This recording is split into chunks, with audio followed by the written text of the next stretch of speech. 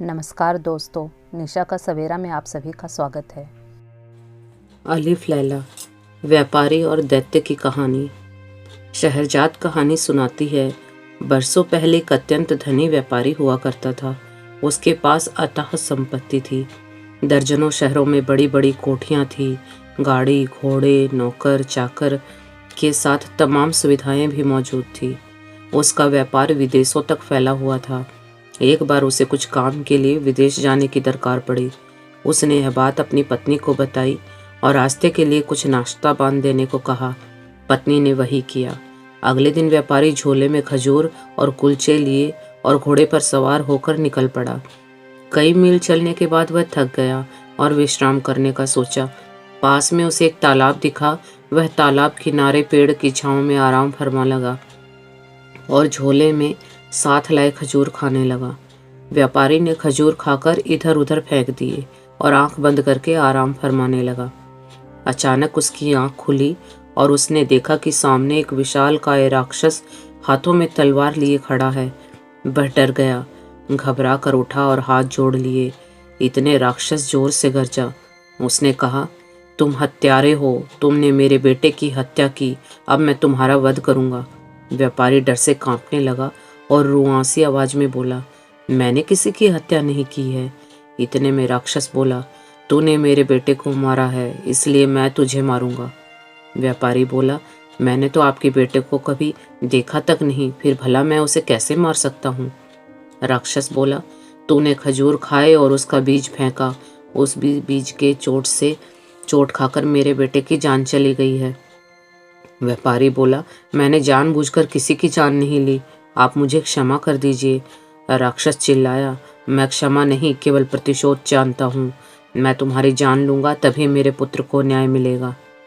इतना कहते ही राक्षस ने व्यापारी का गला पकड़ा, उसे मारने को आतुर हो गया। व्यापारी रोता रहा, गिड़गिड़ा रहा और अपने प्राणों की भीख मांगता रहा, लेकिन राक्षस ने उसकी एक नहीं सुनी।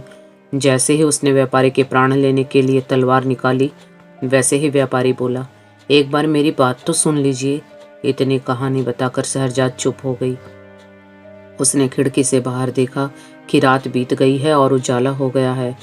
इतने में छोटी बहन दुनियाजाद बोली, दीदी, कहानी में आगे क्या हुआ? क्या व्यापारी मारा गया? शहरजाद बोली, बादशाह के नमाज पढ़ने का वक्त हो गया है। तो दुनियाजाद बोली, आगे की कहानी? शहरजाद बोली, अगर बादशाह मुझे आज जीवित रहने की अनुमति दे तो आगे की कहानी तुम्हें कल अवश्य सुनाऊंगी। बादशाह शहरयार बिस्तर से उठे और कक्ष से बाहर आ गए। उन्हें भी कहानी पसंद आ रही थी, इसलिए उन्होंने शहरजाद की मृत्यु अल्पकाल के लिए रोक दी। उन्होंने सोचा कि कहानी खत्म होने तक वे शहरजाद को नहीं मरवाएंगे। तैयार होकर वे मंत्रिमंडल के बीच आए, जहां मंत्री इस चिंता में डूबा खड़ा था कि आज उसे अपने हाथों से अपनी बेटी को मौत के मुंह में पहुंचाना है। वह बादशाह की आज्ञा की राह देखने लगा। काफी समय बीत गया, लेकिन बादशाह ने शहरजाद के लिए मृत्युदंड का फरमान नहीं सुनाया।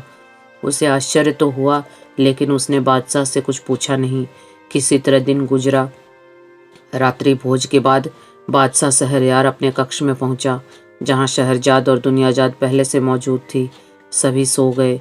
कुछ देर बाद दुनियाजाद उठी और शहरजाद के पास आकर बोली, दीदी, व्यापारी के साथ क्या हुआ? मुझे बड़ी उत्सुकता है, मैं सो नहीं पा रही हूँ, कृपया आगे की कहानी सुनाओ। शहरजाद अनुमति के लिए बादशाह की ओर देखने लगी। बादशाह ने हाँ की मुद्रा में सिर हिलाया और खुद भी उठकर कहानी सुनने लगा। शहरजाद ने कहानी दोबारा शुरू की। व्यापारी की प्रार्थना करने पर राक्षस उसकी बात सुनने के लिए राजी हो गया।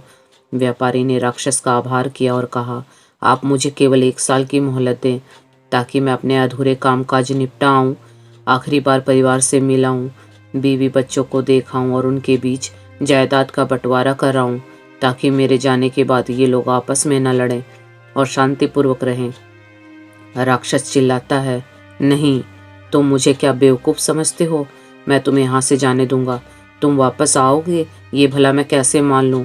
अरे, मौत के मुंह में कोई क्यों आएगा? व्यापारी बोला, मैं अपनी जुबान से कभी नहीं फिरता और मैं आपको जुबान दे रहा हूँ। मैं ठीक 1 साल बाद यहाँ आऊँगा, आप मेरा भरोसा कीजिए। व्यापारी सौगंध खाते हुए कहता है। राक्षस व्यापारी की आंखों में सच्चाई देखता है और उसकी बात मान जाता है। व्यापारी की जान में जान आती है और वह राक्षस को ठीक 1 साल बाद आने का वचन देकर घर की ओर चल देता है। रास्ते भर व्यापारी यही सोचता रहा कि उसका जीवन मात्र 1 साल ही शेष है। जैसे ही वह घर पहुंचा तो अपने बीवी बच्चों को देखकर फूट फूट कर रोने लगा। परिवार वालों को समझ नहीं आया कि व्यापारी को अचानक क्या हुआ। सभी घबरा गए और बार बार पूछने लगे। व्यापारी ने खुद को किसी तरह संभाला और घर वालों को पूरी बात बताई। व्यापारी महज 1 साल का मेहमान है, ये सुनकर घर में मातम मच गया। सभी दहाड़े मारकर रोने बिलखने लगे, लेकिन व्यापारी ने सभी को संभाला और बोला, ये 1 साल मैं खुशी से जीना चाहता हूँ और तुम सभी को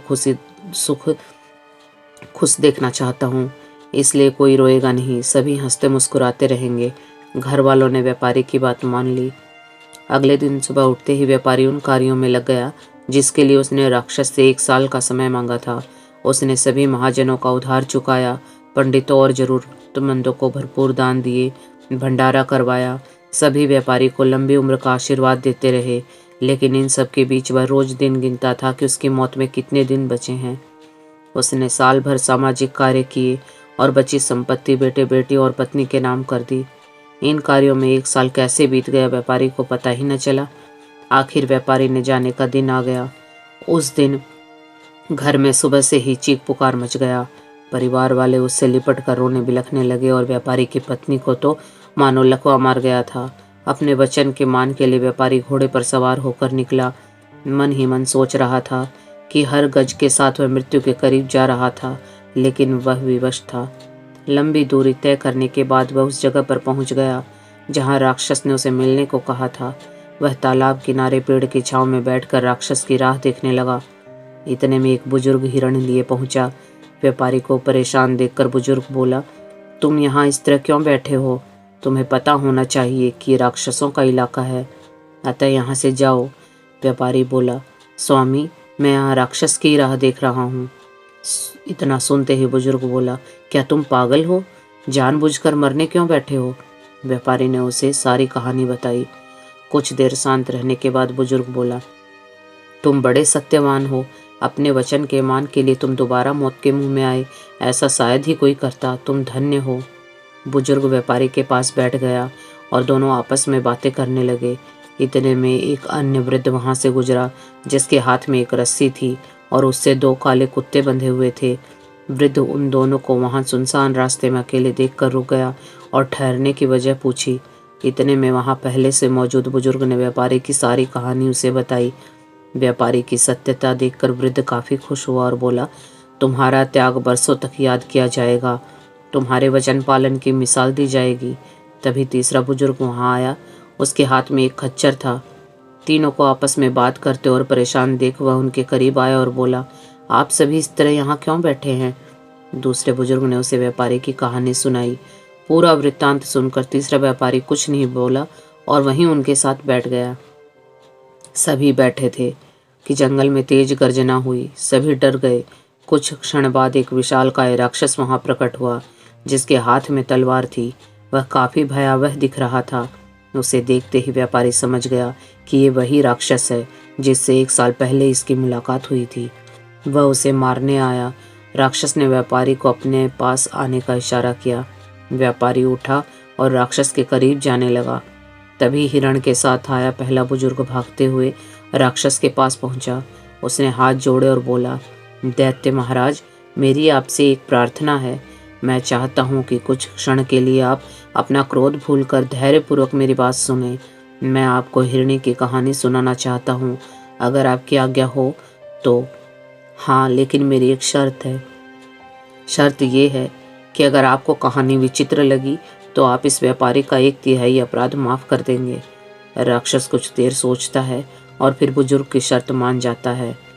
अब बुजुर्ग राक्षस को कौन सी कहानी सुनाता है? क्या व्यापारी का अपराध माफ होता है या उससे मृत्यु नसीब होती है? या राक्षस वहां मौजूद सभी लोगों को मार देता है? जानने के लिए देखिए अगली वीडियो। धन्यवाद।